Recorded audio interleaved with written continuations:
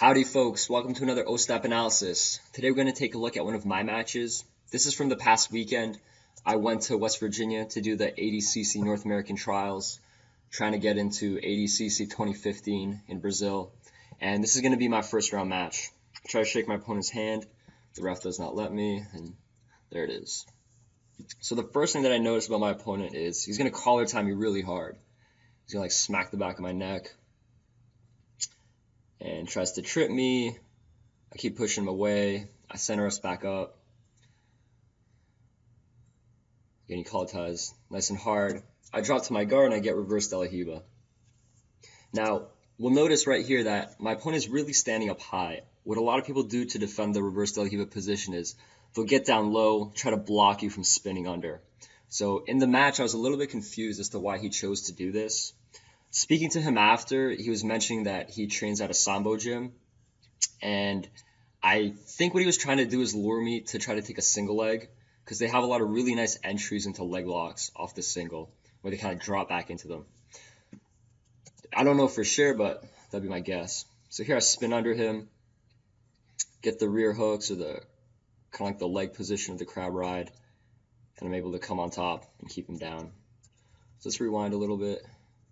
Take a look at it in slow motion. So I have my grip set. I have the legs in reverse de la Hiba. The arm is underhooked under the leg. And when I go to spin, I do it nice and fast. I'm very wary of people trying to catch this leg, especially since also it's heel hooks and toe holds are allowed. So I spin under here, and he actually does a really interesting thing. He'll drop this knee really hard, and I don't go into the position I usually end up in. You see, he's kind of past my legs. My legs aren't behind him. But luckily, I was able to recover and get my shins in behind. At this point in time, I'm afraid of him trying to pull my legs in for some kind of leg lock position. So I really focus on keeping my shins behind the knees with a lot of pressure. And now I'm just thinking about getting on top. You'll see I'm also extending my legs so that he can't get in behind my knees and go for some kind of calf slicer position. So I base up to my hand, my foot. I'm still controlling his leg, so I'm not letting him get back up to his feet. And he's going to go right into the one-legged X position. Again, Sambo player. I didn't know it at that time, but I really felt like he wanted to reap my leg really hard. Sorry, let's go back to regular speed. Goes there. Again, right here, I'm really conscientious of the reap, trying to stop that leg. And I'm able to come around and secure this passing position. Again, not super solidified, but I'm pretty much past the legs. His knee's still a little bit in, and the ref's going to stop us right here. So let's look at it in slower motion. So you'll watch my right hand. It's going to be blocking at the shin or the knee, and I'm going to go into this pass that my friend and teammate Dan Davis does to pass the X guard. It's really nice. My coaches have been helping me with it as well. So you're going to pass to the front side by getting past this leg here. Boom. You can see I step all the way around. Now from here, what I'm going to do, I'm going to underhook his leg so that he can't turn into me. You see he's trying to turn in. As long as I keep this leg lifted, he can't turn the hips in. The rest of his body can't turn. I also have a grip around the chin. And just trying to solidify position.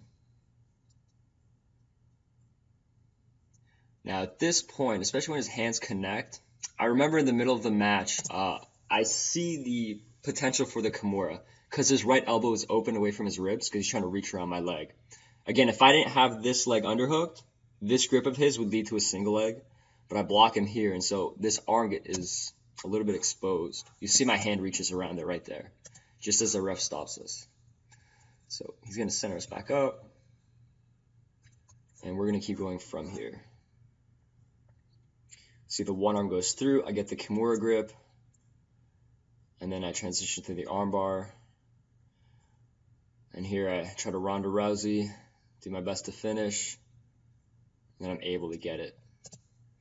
So let's rewind a little bit, talk about this arm bar, some of the details.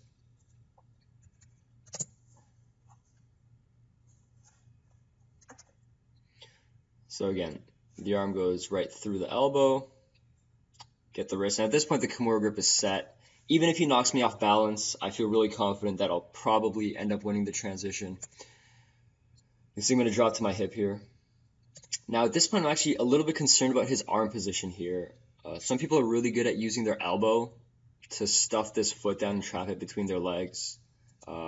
He decided to let go and grab over top to defend his arm. And as he does that, I pull my right leg out.